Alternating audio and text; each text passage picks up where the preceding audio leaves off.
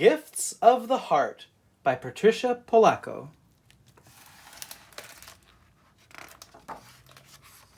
Richie and I huddled together and pressed our faces into the cold glass of the Hudson store window. Everywhere we looked was a dazzling array of wondrous toys for Christmas. Then my eyes fell on the most beautiful thing I'd ever seen. A delicate ballerina doll, her hair drawn up in a nest of purple perfect curls, held there by a halo of tiny blue flowers. Her slippers were gold, like polished stars. How I longed to have her. My brother was eyeing the sleek black model steam train poised on gleaming silver tracks. "Looks like the 922, he sighed as he flattened his nose against the glass. Our warm breath made misty clouds on the window.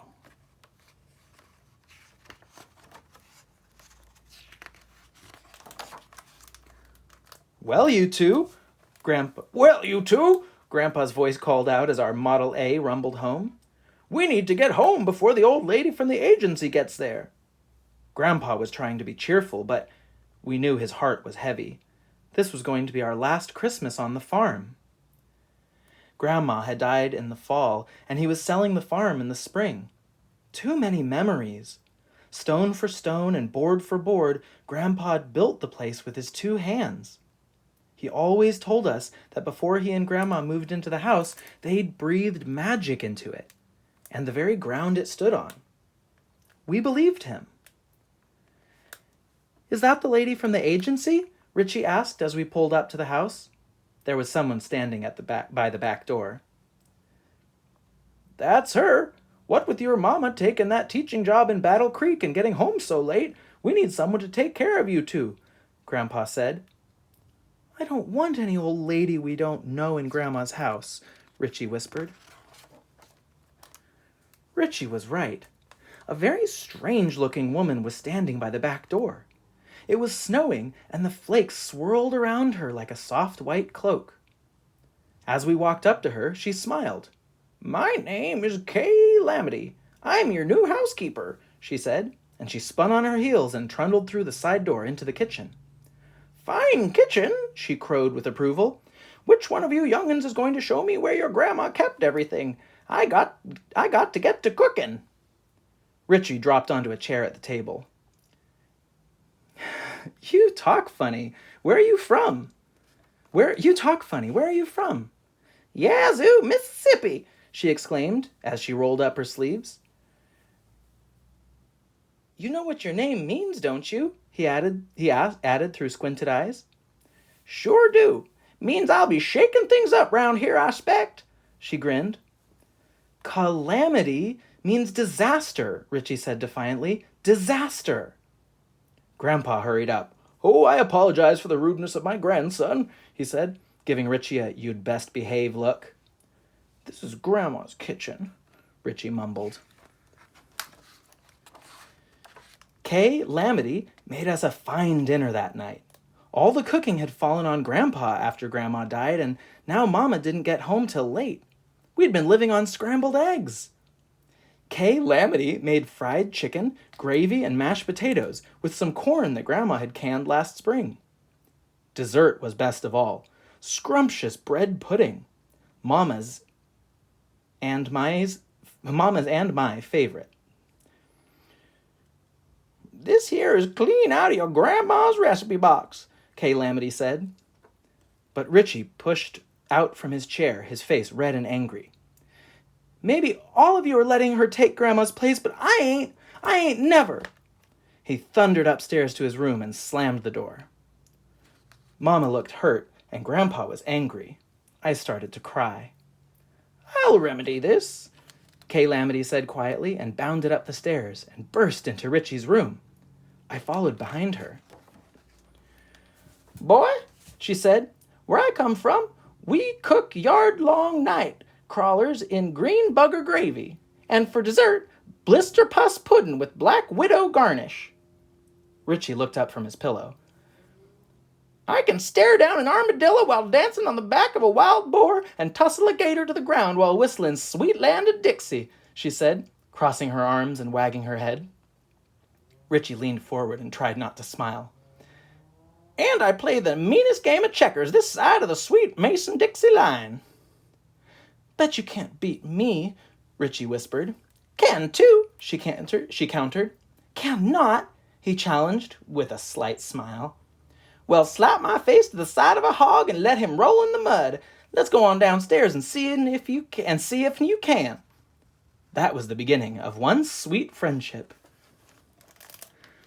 It wasn't 2 days later that Grandpa, Richie, and I went out and cut down a tree for the parlor.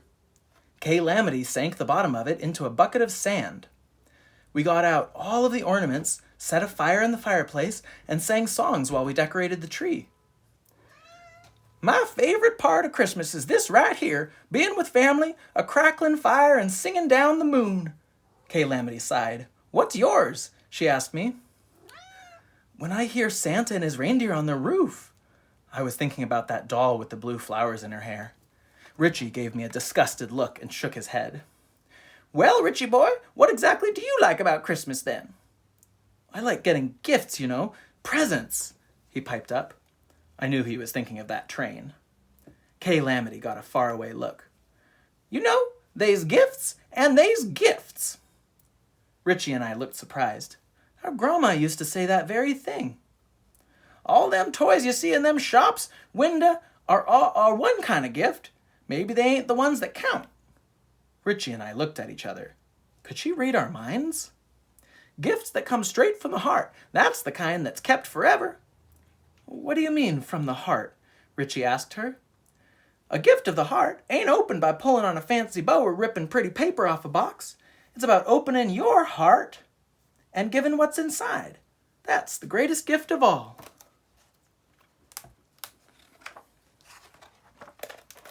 The next morning, Grandpa took Richie and me into town to shop.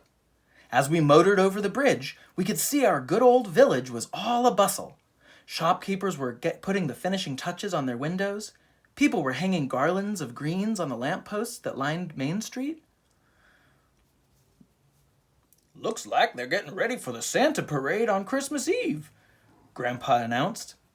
We shopped first, then stopped in the sweet shop. Grandpa brought us cinnamon gumdrops, popped them into our mouths, whispering, "Sweets for the sweets."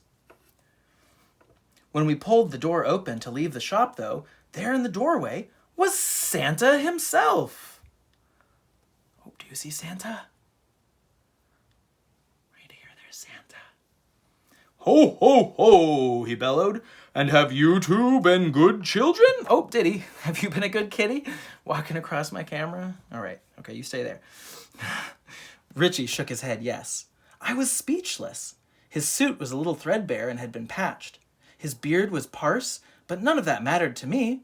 There Santa was in all his glory. See? I whispered to Richie. Santa reached into a tattered brown bag and pulled out 2 Hershey bars and handed them to us. All the way home, I held that chocolate bar in my hand. I didn't want to eat it. It was from him. When we got home, I couldn't wait to tell Kay Lamity all about seeing Santa, but Richie blustered. That wasn't Santa. That was old man Barkoviak. He was wearing the same old broken watch that he always wears. There ain't no Santa, just old men who go around dressing up like him. I started crying so hard I couldn't catch my breath. Grandpa sent Richie to bed without supper. Kay Lamity pulled me up on her lap. Sweet little lamb, she began. Your brother is just upset. He didn't mean it. I know he did, and he isn't lying either, I sputtered. I saw Mr. Barkoviak's watch too. There really isn't a Santa. Mama and Grandpa looked at each other, and their eyes were sad.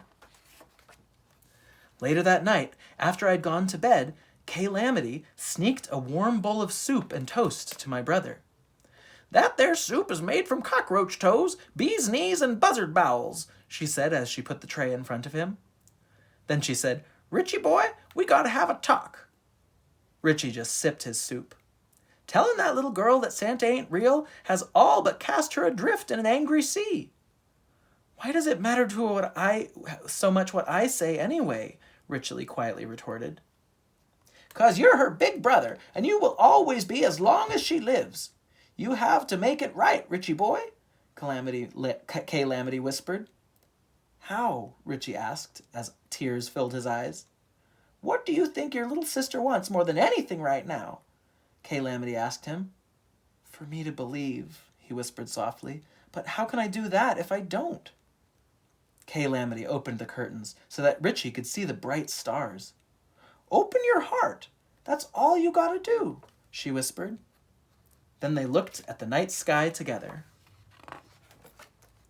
The next night, both of us slept in Grandma's bed right next to the living room. It was warmer there by the fireplace. I want to show you something, Richie whispered as he pulled me out of bed and over to the window. The stars were especially bright, but one in particular seemed so much brighter. It twinkled and flashed. Kay Lamity showed me that star last night. I think it's Grandma's star, Richie said wistfully. Grandma had told us just before she died that stars were holes in the sky, and that the light we see is the brightness of heaven showing through from the other side. Remember, she said that she was going there and that she would watch over us always, Richie added softly. Then he thought for a long time. I know Santa's real, Tricia, 'cause Grandma told me herself. I just got mean 'cause I felt like no one was remembering her. I almost thought Richie was going to cry. Look, Richie, the brightest star, it's flickering. It's Grandma, I know it is.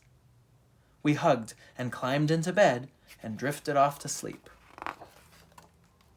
The next morning was Christmas Eve. The Santa parade was that night. I could hardly wait. But I was just finishing up breakfast when I called out, Richie, what are we going to get Mama and Grandpa for Christmas? Well, we ain't got no money, so we can't buy them anything, Richie started to say when Kay Lamity spun around from the sink. Don't you two remember what I said about hot gifts? You'll be needing to find some this Christmas. Maybe it's something from the farm, something that comes from the magic soil it stands on. She went right on peeling potatoes. Richie and I pulled on our snowsuits and bolted out the door. We pulled his sled through the pasture next to the barn. A tree was too big. Pine cones were nice, but not special. Snow crystals wouldn't last. We just couldn't come up with a heart gift. That's when I saw them. Stop, Richie, I said. There. Where? Richie strained his eyes to see. There, peeking out of the snow. Dried corn stalks. Pretty as anything. Richie and I picked as many as we could hold.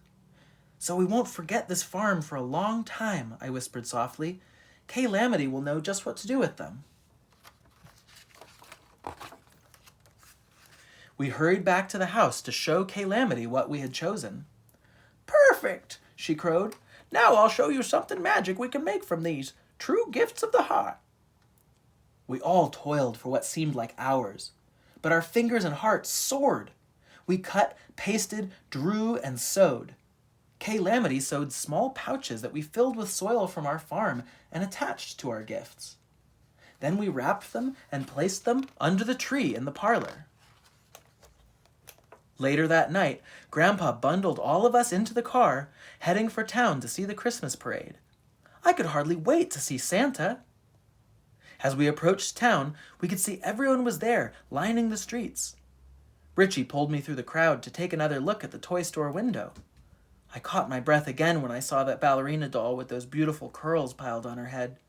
Richie didn't take his eyes off that black steam engine on its gleaming tracks. Then we heard the crowd cheering. When we turned around, we couldn't see Mama, Grandpa, or Kay Lamity anywhere. Just the floats going by. Then one of the millions of kids called out, There's Santa! The crowd rushed to the edge of the street to see him. But I lost my balance and fell. Richie tried to help me up, but some bigger kids crowded in front of me. I can't see, I shouted. Neither of us could hardly get a glimpse of him. All I managed to see was Santa's arm waving above the crowd. Grandpa pulled me up and put me on his shoulders, but it was too late. Santa was already across the bridge and turning down another road. I wept silently as we chugged down Dunk's Road on our way home to our farm. I didn't see him, I said, sniffling. Kay Lamity turned and looked at me. Baby dear, can you see the wind as it blows? Can you see how a flower smells in the springtime? Can you see how much your mama and grandpa love you?" "I guess not," I sputtered. "Well, then just because you didn't see Santa don't mean that he ain't there just the same." I knew she was right, righter than rain. I instantly felt better. That was when Richie started noticing a star again. This one was twinkling just over Ollie Arbogast's meadow. Its light got brighter and brighter, brighter even than Grandma's star. "Grandpa, look!" Richie called out. "What? What?" Grandpa almost swerved off the road. "The light! There, right above us!" I squealed. Grandpa stopped his car and got out. All of us were transfixed, looking up at something that none of us could explain, and we watched it until we couldn't see it anymore. "Did you hear sleigh bells?" Kay Lamity asked. "Maybe it's heading for the farm." "Tricia, we have to get home to bed," Richie crowed. We just knew it had to be Santa, and he couldn't be coming unless we were there. He wouldn't be coming unless we were there. We thundered through the door, climbed into our pajamas, and jumped into Grandma's bed. "Now listen for them bells," Kay Lamity whispered. She closed the door. We lay there for the longest time, trembling with pure excitement. We may have fallen asleep when we were jarred awake by the sound of something far off. Was it bells? Again? It was! Bells coming from the north. Then we heard a bump on the roof. We did! Then we heard new sounds, like someone walking around. "I knew it was Santa up there we saw in the sky," I whispered. "And now he's here," Richie whispered back. We lay there without saying a word until all we could hear was our own breathing. Christmas morning, Richie and I tumbled into the parlor and crawled under the tree. There, bathed in her own light, was the glorious ballerina doll. When I looked at my brother, he was holding a small train. Not a model, a train exactly like the 922. We heard Grandpa, Mama, and Kay Lamity whispering about where these expensive toys could possibly have come from. Richie and I knew. Then Richie and I dove under the tree to get the gifts that we made for everyone. "They're corn husk angels made from the corn stalks we grew right here on our farm, Grandpa," I chirped. Grandpa got tears in his eyes. "Kay Lamity helped us sew these little pouches around their necks. We filled them with the magic soil from our fields," Richie added. Mama was speechless. "We made one especially for you, Kay Lamity," Richie whispered. She held it next to her heart. These will help us remember our farm forever," I said quietly. Richie and I pulled on our snowsuits to build a snowman before Christmas breakfast. He bolted out the front door and was running ahead of me. "Oh, Richie, do you think Santa was really here?" As he turned to answer me, he looked shocked. "Tricia, look!" He pointed at the roof of our house. There, on that steep little roof, were 2 runner marks in the snow, as if made by a sleigh. And it sure looked like hoof marks between them, some of them leading right to the chimney. When Richie pointed at we stood there for the longest time, almost unable to move or breathe, when Richie pointed at the yard. There were more of those runner marks, with lots and lots of hoof marks between them. "Here's where his sleigh was pulled along." Richie was following the marks in the snow. "Then, look, they just stop, as if they lifted off the ground and flew away." That's when I saw something in the snow that was dark, leathery, and partially buried. I picked it up. It was a piece of broken harness with 2 bells attached to it. "Santa's bells," I whispered breathlessly. Then both of us just stood and looked at the sky in wonder. And Kay Lamity? When the farm sold in the spring, she moved. Back to Yazoo, Mississippi, she told us. But one day, Grandpa met the lady from the agency. We'd been wanting to thank her for bringing us Kay. "Kay Lamity?" she said. "I'm afraid I've never heard of her." She said when we never came to the agency, she figured we had decided we didn't need any extra help after all. I figured it didn't matter. When we drove back to the farm that day, I decided Kay Lamity was the real gift, a true gift of the heart. And as long as I live, I'll believe that.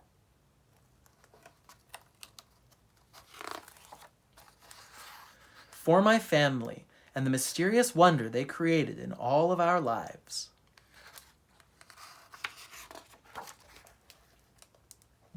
That was Gifts of the Heart by Patricia Polacco. And this is EDU Kids Space. Subscribe for more stories, books, and lessons. If hit the bell button so you're notified when I put out new videos. And check out the playlists, which have books organized not only by season with holiday books like this, but also by parts of the world and by subject area and age. So enjoy, and Merry Christmas, and Happy Holidays, Happy New Year. And if you're watching this at any other time of year, I hope you enjoyed, and I hope your whole year is filled with wonder and light and gifts of the heart. Thank you.